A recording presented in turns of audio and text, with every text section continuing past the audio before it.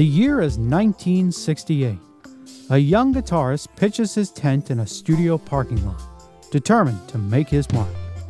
His name is Duane Allman. That's just one of the legendary stories from Muscle Shoals.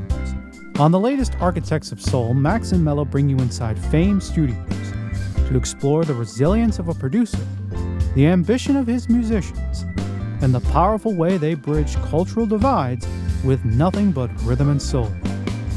Subscribe and listen to Max and Mello's Architects of Soul on our YouTube page or wherever you find your podcasts.